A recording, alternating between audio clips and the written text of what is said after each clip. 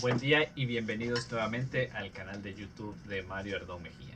El día de hoy traemos el capítulo final sobre esta discusión. Este va a ser un capítulo de discusión sobre salvar el planeta y estamos abordando un poco la problemática climática que enfrentamos actualmente y algunas propuestas que se han dado a lo largo de los años sobre cómo debemos afrontar esta crisis. Eh, Mario, yo aquí saqué un libro de Eduardo Galeano, que también tenemos un video anterior, uno de nuestros primeros videos, si quieren revisarlo. Decíamos que Eduardo Galeano era inclasificable, ¿no? Y este es un ejemplo, este es un libro que escribe Galeano sobre la parte de la crisis climática. Y yo algo que recuerdo mucho de este libro es que nos menciona que en realidad la mayor parte de la humanidad no es el problema. La mayor parte de la humanidad no es la que está generando este cambio climático, sino que esto casi que corre a cargo de un porcentaje minoritario, como dirían, y que, y que en realidad son las personas que están en el poder. Entonces, ¿qué podemos hacer nosotros? ¿Qué tanto en realidad podemos hacer nosotros cuando en realidad este producto de la situación es producto de un grupo menor? Es producto de un grupo menor que es inconsciente del poder que tiene la gente, ¿verdad? Yo creo que también ahí es donde hay que incrementar nuestros niveles de conciencia como pobladores individuales de diferentes edades, de la importancia que tenemos de que este mundo dejado llevar por los que gobiernan y por los que tienen acaparados los recursos productivos, es un mundo que nos lleva a todos al desastre. Por lo que la idea generalmente de Galeano, de Villasante, de Chomsky, de Lester Brown, es de participar, de involucrarnos, tanto desde el punto de vista como pobladores, como de científicos, como de movimientos indígenas. Y por ejemplo, hace unos años con una cosa de Dipeco, de los programas de Dipeco, tuvimos una reunión con actores de la zona sur de Honduras. Y llegaron varios actores, diversos actores, campesinos, obreros, gente de ONG, gente del gobierno, de las instituciones. Y después de una larga charla nos dimos cuenta.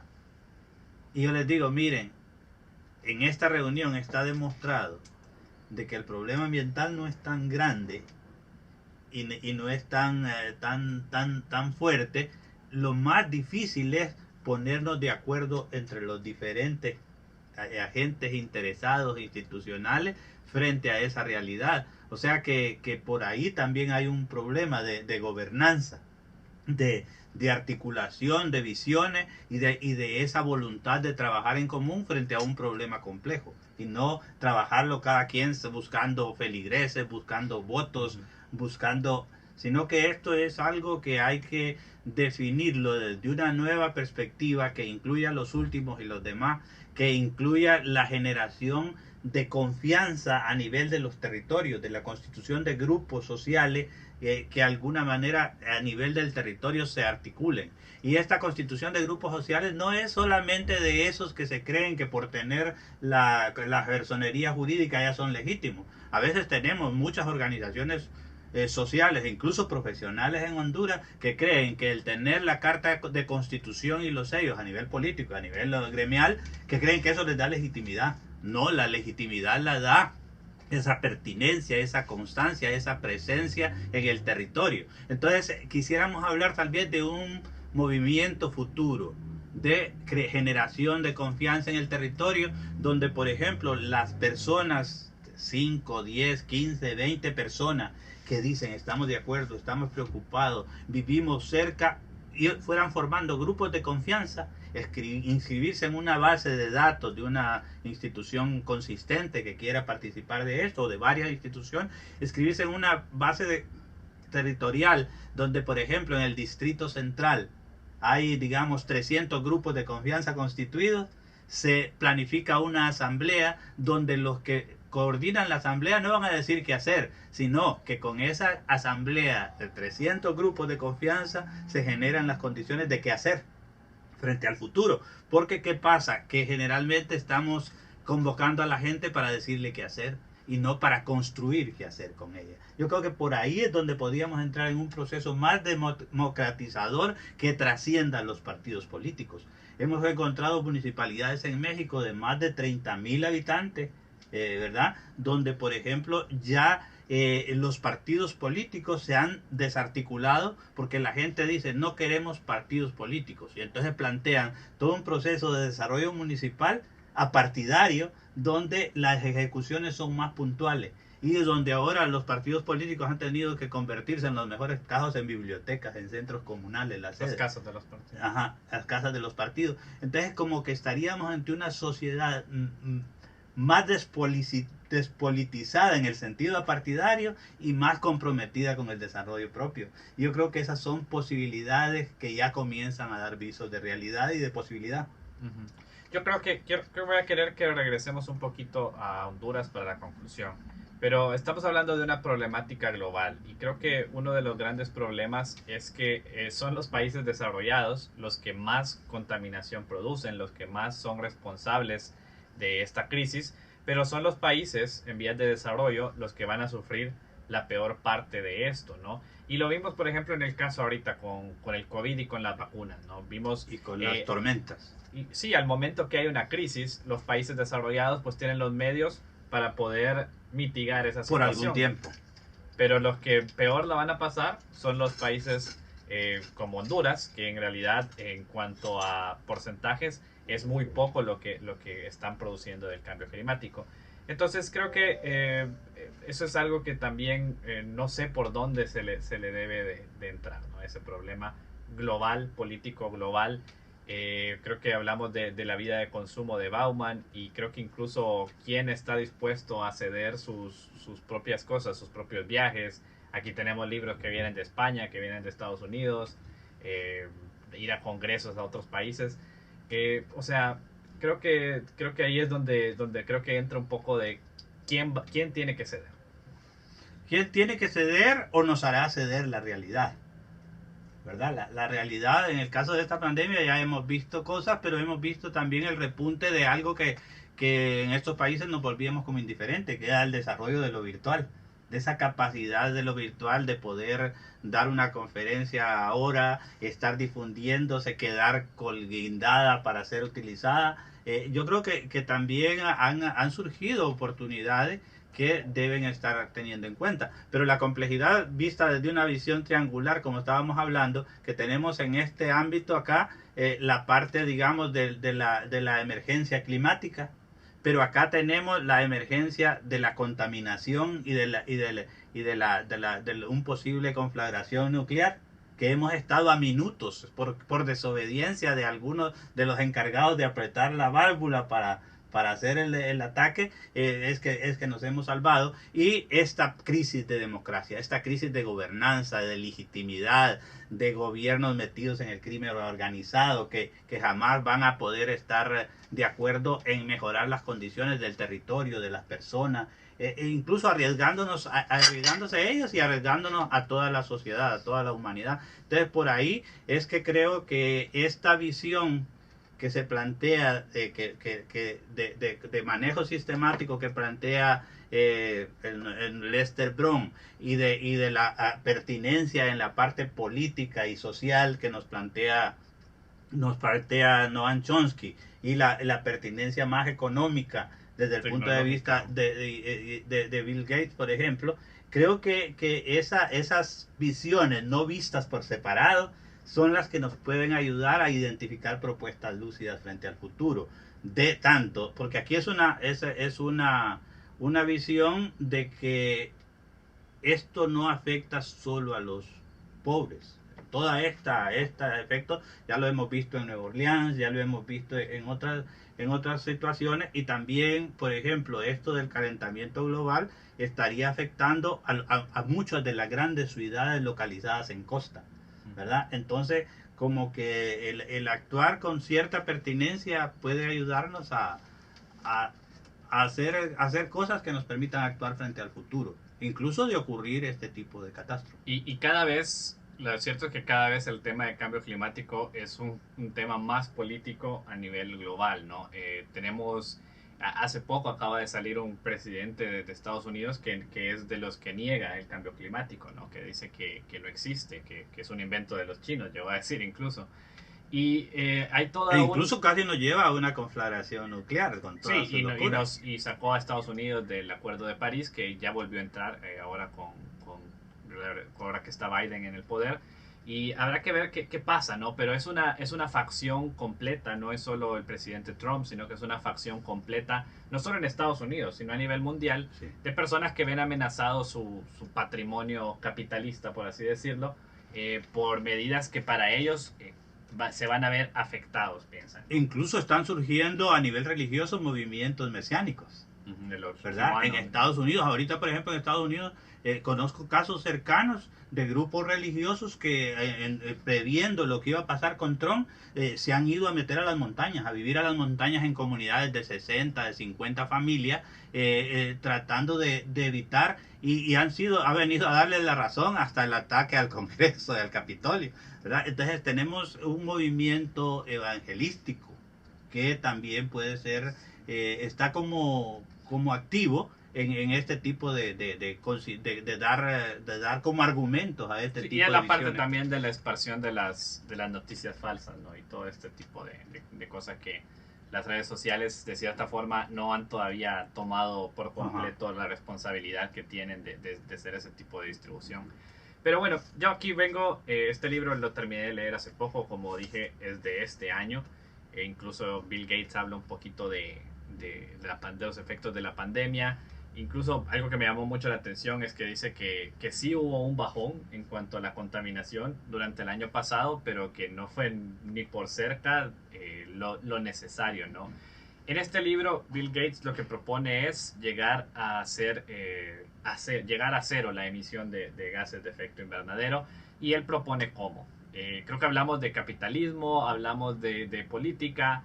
Normalmente se asocia a la izquierda en Estados Unidos porque está promoviendo el nuevo trato verde y todo eso. Pero aquí estamos hablando de quién más capitalista que Bill Gates, quién más que ha logrado hacer su fortuna a partir del consumo. Pero en realidad una de sus grandes preocupaciones en este momento es cómo evitar un desastre climático.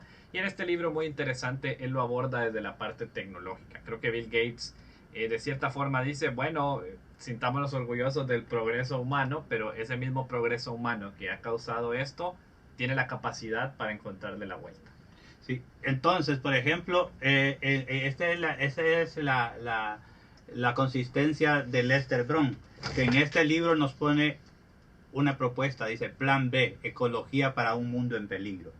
Y esa ecología para un mundo en peligro que no niega el desarrollo científico, pero que sí busca fundamentarse en muchas cosas que nuestros países, por pobres, han seguido haciendo, ¿verdad? Por ejemplo, el mantenimiento de las cercas vivas dentro de un territorio.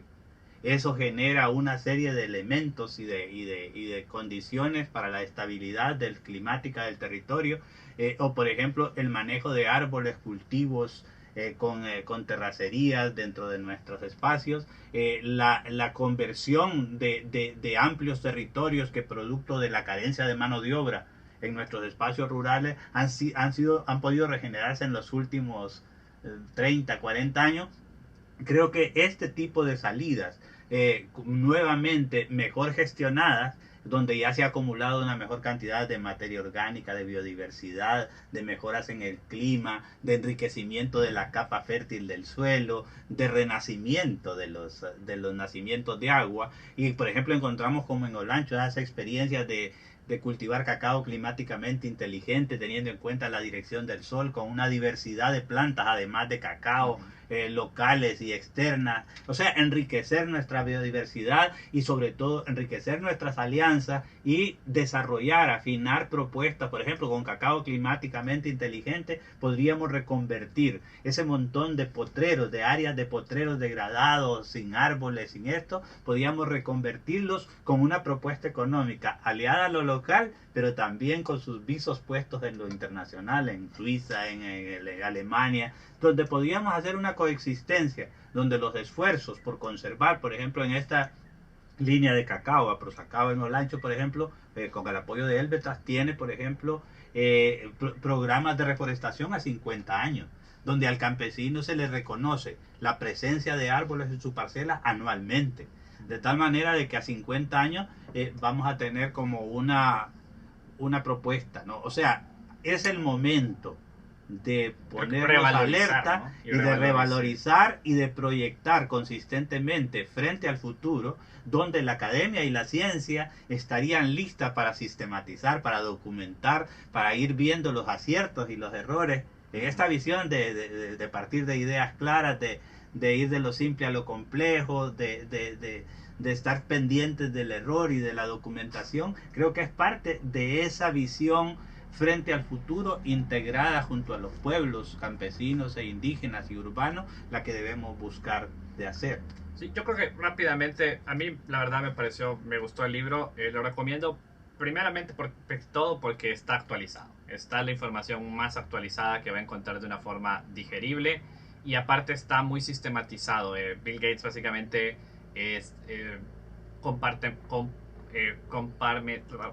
divide Sí. divide en cuáles son los sectores que causan la mayor emisión de gases de efecto invernadero. Está el uso de la energía, por ejemplo, y él no aboga porque dejemos de usar energía. No estaríamos grabando este video sin energía, no estaríamos vendiendo este video y ustedes no lo estarían viendo sin energía. Entonces él dice, bueno, la energía la vamos a seguir utilizando, entonces ¿por qué no invertir en hacer que esta energía sea eficiente y que no afecte al cambio climático? Entonces por ahí van sus propuestas, y realmente para un billonario invertir en estas cosas me parece que es mucho mejor que a lo mejor estar invirtiendo en viajar a Marte o algo así. Eso es como una posibilidad de hablar de una riqueza heredada que contribuye a la sociedad. Y es bien interesante para aquellos que ven comunismo en todos lados, que las tres personas más significativas en este debate son norteamericanos.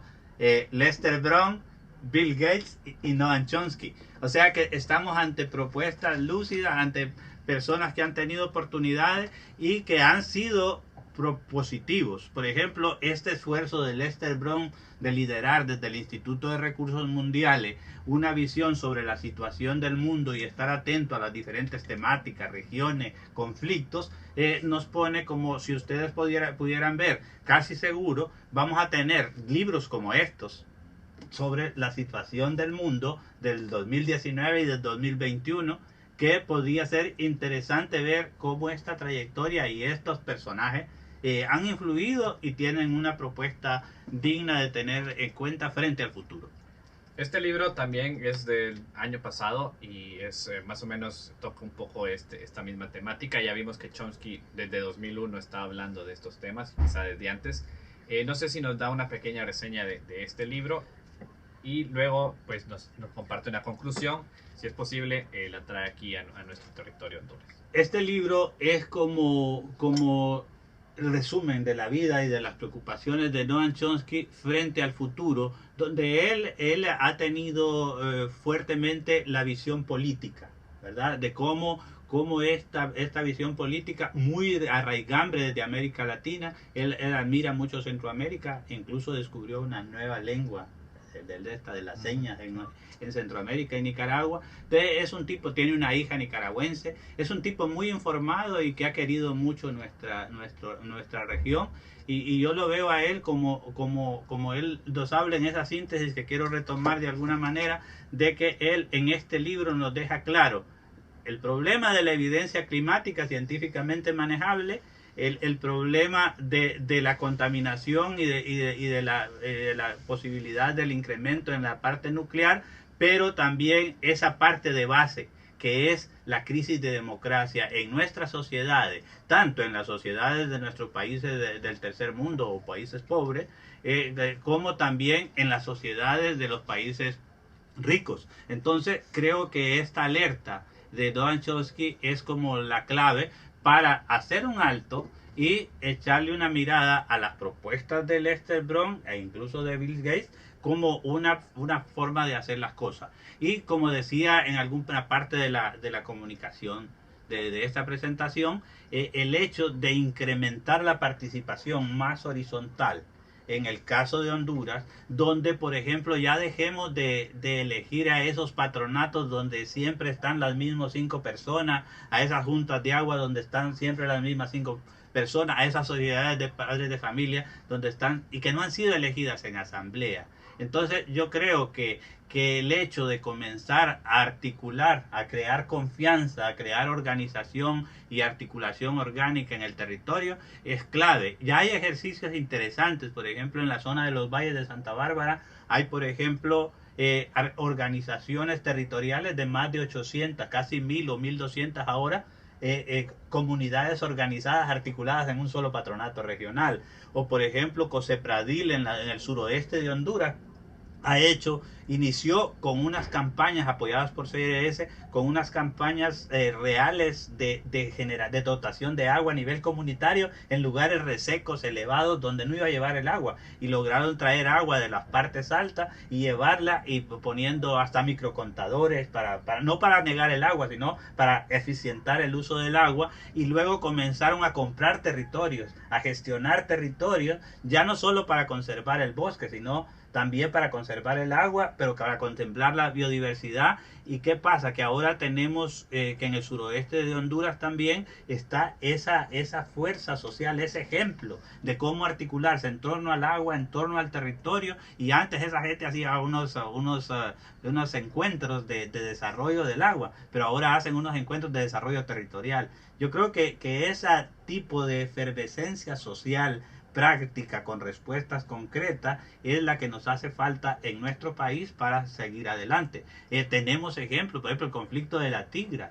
El conflicto de la Tigra ha articulado a más de 300 organizaciones comunitarias que si bien gestionado, bien acompañado, podría ser una respuesta social para la conservación del territorio, de los recursos y su aprovechamiento sostenible. Y sobre todo evitar la muerte y evitar muchos conflictos. Y bueno, creo que con eso damos por concluido esta serie de videos sobre salvar el planeta. Esperamos les hayamos dejado un poco la curiosidad encendida de poder abordar un poco más sobre estos temas, ver un poco de estos libros que nos proponen lo que podemos hacer como sociedad y como seres humanos, a veces también como empleados, como dueños de una empresa. Por ejemplo, en el caso de Bill Gates concluye bastante en esa parte.